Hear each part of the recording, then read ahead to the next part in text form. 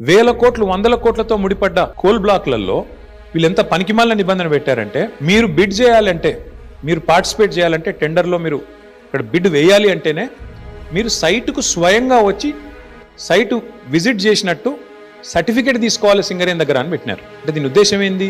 ప్రపంచంలో ఇప్పుడు ఆస్ట్రేలియా వాడు ఉంటాడు, అమెరికా వాడు ఉంటాడు, సింగరేణి బిడ్లో పార్టిసిపేట్ చేయాలంటే వాడు స్వయంగా రావాలా, వచ్చి సింగరేణి అధికారులను కాలు పట్టుకొని వాళ్ళని వేలు పట్టుకొని బతిమలాడి ఆ సర్టిఫికేట్ తీసుకోవాలి సైట్ విజిట్ చేసిన అని.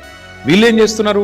సైట్ విజిట్ రాగానే ఆ కంపెనీ పేరు, మేనేజింగ్ డైరెక్టర్ పేరు, సిఇఓ పేరు, ఫోన్ నంబరు అన్ని రాసుకుంటున్నారు. రాసుకొని సుజన్ రెడ్డి స్వయంగా బెదిరిస్తున్నాడు ఫోన్ చేసి.